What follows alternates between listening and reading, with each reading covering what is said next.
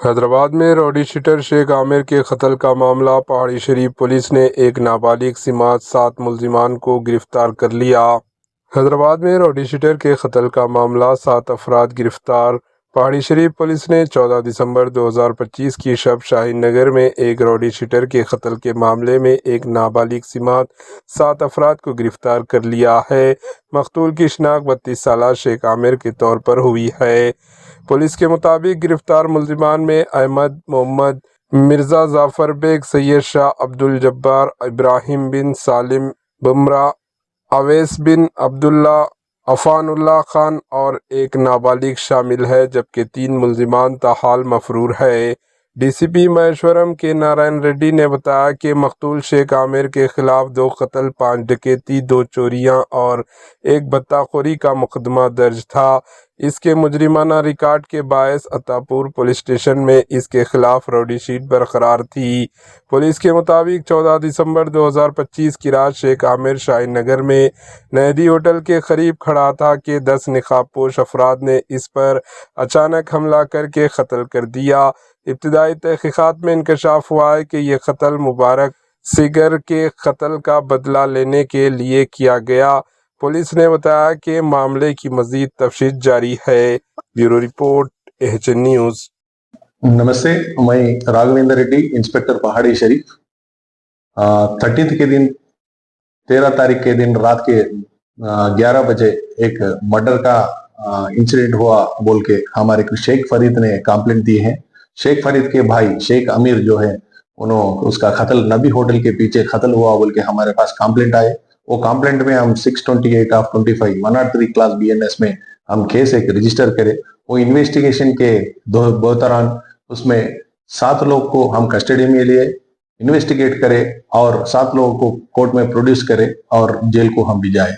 ये मर्डर के पीछे हमारे को मालूम है, सो इन्वेस्टिगेशन में गए साल बालापुर में क्राइम नंबर 11 ऑफ 24 में मुबारक शिकर नाम का आदमी का कत्ल हुआ था।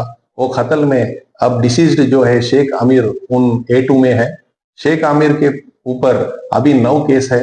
बालापुर, चंद्रायन गुट्टा और अत्तापुर के हिसाब से उनके ऊपर पूरा 9 केस है। आर्म्स एक्ट पे, मर्डर केस के, अटेम्प्ट टू मर्डर पे केस है। उनके ऊपर एक राउडी शीट भी है और अत्तापुर पुलिस वाले एक्सटर्शन ऑर्डर दिए हैं, वो साइबराबाद कमिश्नरेट से है।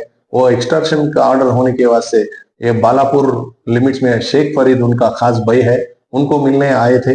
वो ये जो मुबारक शिकर 2024 में मर्डर हुए, उनका रिलेशन जो है अहमद नाम का है, उनका बहन का बेटा है। उनके दोस्त पूरे 7 लोग हैं। उसमें जाफर बेग, अब्दुल्ला जब्बर और इब्राहिम बिन, अवैस बिन, अफानुल्लाह और जुवेनाइल का एक लड़का है।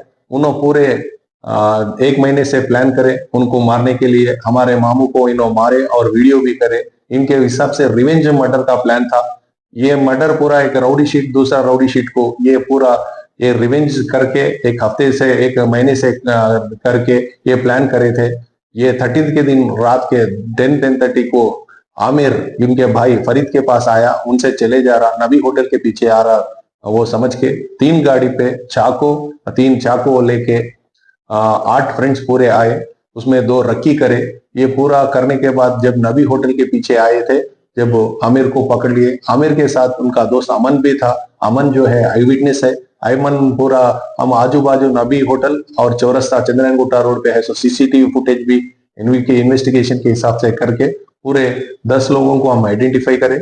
ऑलरेडी 7 लोगों को रिमांड करें, उसमें एक जुवेनाइल है। बाकी के वालों को भी इन्वेस्टिगेट करना है। इसमें बोलने एनवायरमेंट में मुबारक शिकर का रिश्तेदार जो है A1 अहमद इमाद मोहम्मद, उनके फादर एक सर्जन है और ऐसा फैमिली से, एक रेस्पेक्टेबल प्रोफेशन का फैमिली से भी ये रिवेंज एनवायरमेंट में रहने का ये नई एनवायरमेंट है।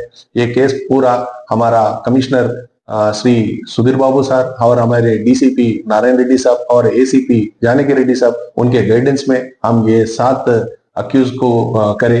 और ऐसा रिवेंज मर्डर ऐसी एरिया में बालापुर में जो राउडी शीटर है, पहाड़ी शरीफ में जो राउडी शीटर है, आजू बाजू चंद्रायन गुट्टा पे राउडी शीटर है उन लोगों को पूरा काउंसलिंग करके ऐसा रिवेंज मर्डर के एनवायरनमेंट में एक एक के फैमिली का कितना नुकसान हो सकता वो पूरा काउंसलिंग करने का दौरान एक प्रोसेस कर रहे जो भी है फिर राउडी शीटर्स को काउंसलिंग करना और उनको बाइंड ओवर करना ऐसा रिवेंज मर्डर ये एरिया पे नहीं हुए सर का हम हमारे गाइड हमारे सीपी साहब और डीसीपी साहब एसीपी साहब का गाइडेंस लेके ऐसा एनवायरनमेंट फिर ऐसा रिपीटेड एनवायरनमेंट नहीं हुए सर का फैमिली काउंसलिंग और उनका एजुकेशन एनवायरनमेंट और क्राइम एनवायरनमेंट के हिसाब से एक काउंसलिंग सेशन रख के ऐसा चीज फिर रिपीट नहीं हुए सर का हम करने के लिए हमारे ऑफिसर्स इंस्ट्रक्शन दिए बाकी के 3 अक्यूज को भी हम कस्टडी में लेते हैं जब वो टाइम पे हम पूरा केस के डिटेल्स बात कर सकते हैं थैंक यू